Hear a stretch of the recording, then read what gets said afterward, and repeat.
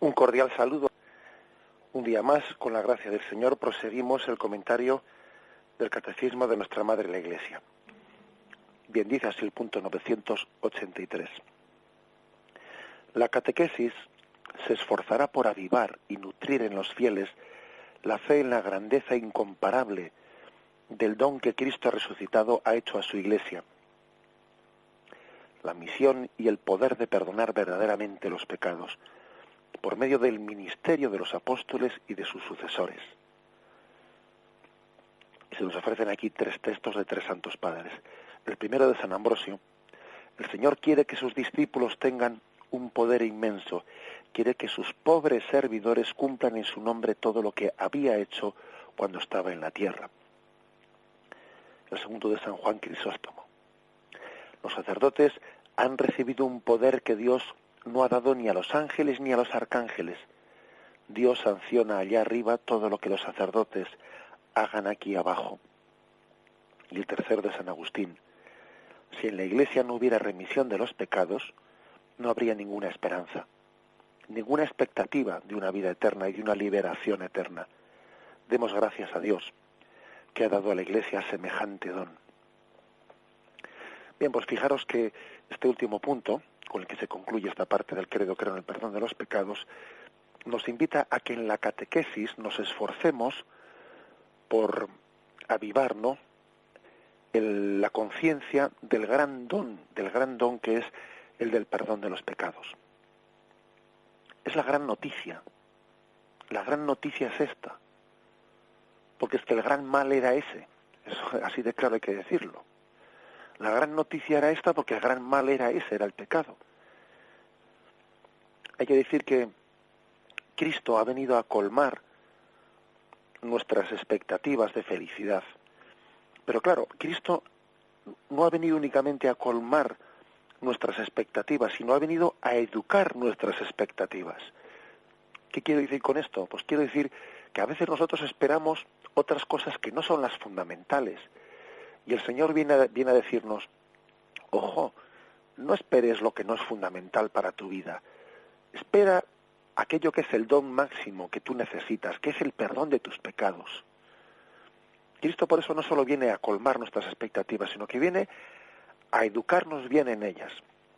Es como cuando a un niño, pues yo recuerdo por ejemplo cuando los niños se acercan a la primera comunión, y pues igual en la catequesis les estamos enseñando a qué decirle a Jesús cuando comulguen, qué decirle, con qué palabras dirigirse a él, ¿no? Y yo tengo la costumbre de pedirles a los niños que escriban en un papel pues eso que piensan decirle a Jesús, ¿no?, cuando comulguen. Y les suelo pedir que me lo traigan, y pues para repasarlo y para ayudarles a rezar y decirle: mira, pues yo a Jesús, pues quizás esto no se lo pediría, porque claro, a un niño también hay que educarle a pedir, porque el niño en su espontaneidad pues lo mismo le pide a Jesús, pues yo que sé, que gane el partido de fútbol, o que le cojan para la selección de no sé qué. Y claro, al niño hay que enseñarle qué pedirle a Jesús. Lo mismo pasa con nosotros, salvando las distancias. Que Cristo no solo ha venido para colmar nuestras expectativas, sino que ha venido para educar nuestras expectativas, para educarlas. Y para que caigamos en cuenta de que el principal don es el del perdón de los pecados, que los demás dones son secundarios. Que esa es la gran noticia. Y es la gran noticia porque es que el gran problema era ese, era el de nuestro pecado. Lo demás no era tanto problema, aunque nosotros a veces lo padezcamos como si fuese... Lo demás era una consecuencia del problema. Acordaros de aquel pasaje, ¿no?, de que es un pasaje clave para entender esto, ese pasaje de aquel paralítico que le descuelgan desde el techo de una casa porque no había sitio material para entrar delante de Jesús, ¿no? Lo descuelgan ante Jesús, y para sorpresa de todos, y yo diría para sorpresa especialmente del propio paralítico, Jesús le dice: tus pecados están perdonados. Y allí los allí presentes dirían: oye, que te has equivocado, que este venía aquí a que le curases la parálisis. Y Jesús podía responder: no me he equivocado. El gran problema de este no es su parálisis, son sus pecados.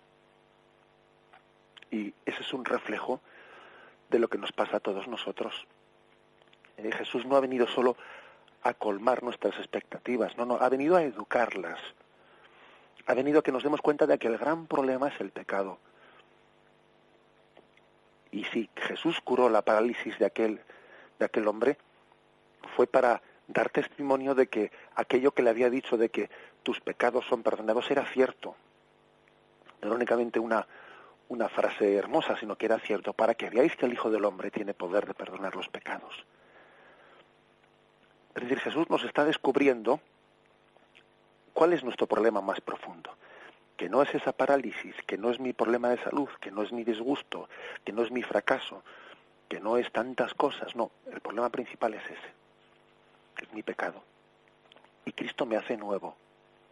Y el poder del perdón de los pecados otorgado pues por Cristo a la Iglesia da la capacidad de incidir en lo fundamental, sin dejarnos despistar, ¿no? Sin dejarnos despistar por otros males que no son el mal fundamental, sino en cualquier caso consecuencia de ese mal fundamental, pero no son el mal principal. Tan importante, ¿no? Es esto que dice que la Iglesia insiste, haced catequesis sobre esto, que la gente entienda, ¿no? Pues el gran don incomparable del don de Cristo. Este texto que hemos leído de San Juan Crisóstomo, ¿no? Dice, los sacerdotes han recibido un poder que Dios no ha dado ni a los ángeles ni a los arcángeles. Dios sanciona allá arriba todo lo que los sacerdotes hagan aquí abajo. San Juan Crisóstomo está diciendo, pero abrid la boca, ¿no? Quedaros impresionados por este don de hacerlo todo nuevo. ¿Qué cosa más grande no podía dar don Dios a su Iglesia? El don de hacerlo todo nuevo. Dice que incluso este don no ha sido dado ni los ángeles ni los arcángeles. Algún santo padre incluso, pues explica aquí, como ayer tuvimos ocasión de comentar, ¿no? Un poco por encima, algún santo padre explica así el motivo de la rebelión de los ángeles que se rebelaron contra Dios, los demonios, ¿no? Explica a uno de los padres como que fue un pecado de soberbia por no aceptar que siendo ellos, ¿no?, de una naturaleza pues superior a la humana, ¿no?, la condición angélica, sin embargo se otorgase a los hombres un don, pues el don que no se concedía a los ángeles, ¿no? El que Cristo se encarnase en nuestra naturaleza humana y no en la angélica, y además el que se les diese a los hombres, a nosotros y no a los ángeles, esa tarea de reconciliación, de capacidad de transmitir el perdón de Dios, ¿no? Es tan grande ese don que hasta fue el motivo de la rebelión de los ángeles que desobedecieron a Dios. Aquí la Iglesia San Juan Crisóstomo nos dice, ¿no? Impresionaos, ¿no? Quedaros boquiabiertos por ello. No os acostumbréis nunca a ese don. Que tenemos el gran peligro, ¿no?, de acercarnos al sacramento de la confesión y no ser conscientes, ¿no?, de lo que allí está teniendo lugar, de lo que en signos tan pobres, ¿no?, está teniendo lugar. Yo creo que igual que este poder es el escándalo de los ángeles caídos, también es el escándalo de las mentes soberbias, ¿no?, o mentes secularizadas, que les parece que es, bueno, increíble, ¿no?, el hecho de que en signos tan pobres esté teniendo lugar algo tan grande. En esa concepción de un Dios deísta, lejano al hombre, ¿no?, les parece escandaloso decir que a través de un signo, a través de un hombre pecador, está llegando el perdón y la regeneración de Dios. Pero hombre, ¿cómo va a llegar un don tan grande por un medio tan pobre?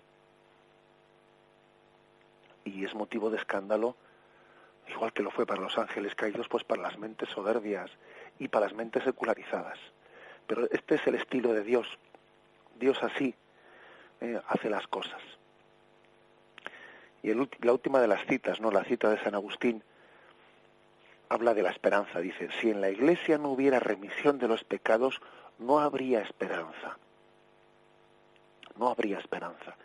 Hay esperanza, tenemos esperanza, porque Cristo ha puesto en manos de la Iglesia la remisión de los pecados. Y entonces nosotros podemos decir, las cosas se podrán torcer, pues, aunque nosotros no sé si entendemos mucho lo que es torcer y lo que es enderezar, pero bueno, ¿no? Las cosas en mi vida se podrán torcer, Los planes se podrán truncar. Yo quizás no entenderé nada, pero lo que sí que sé es que Cristo es mi libertador y Él me hace nuevo. Él me regenera una vida nueva. Y eso es lo importante, y lo demás es publicidad, como se dice popularmente. Lo demás es publicidad. Hay esperanza porque Cristo nos hace nuevos, ¿no? Y esa es nuestra expectativa de liberación eterna. Cristo es mi libertador, porque mi esclavitud es la del pecado y no es otra. Y Él ha puesto en manos de la Iglesia esa tarea de reconciliación y de liberación. La Iglesia es la gran libertadora. Algunos lo ven justamente lo contrario, ¿no? Porque no tienen ojos de fe.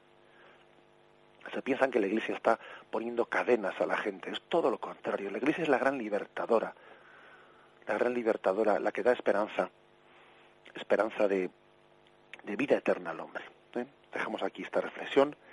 Concluimos de esta forma, ¿no? Pues la parte del credo referente al credo en el perdón de los pecados. Aunque, como dijimos, pues cuando nos adentremos en la parte de los sacramentos habrá ocasión allí de hablar con detenimiento del sacramento del bautismo, del sacramento de la penitencia, del sacramento de la unción de los enfermos, es decir, de los sacramentos que inciden especialmente en el perdón de los pecados. Bien, me despido con la bendición de Dios Todopoderoso. Padre, Hijo y Espíritu Santo, descienda sobre vosotros. Alabado sea Jesucristo.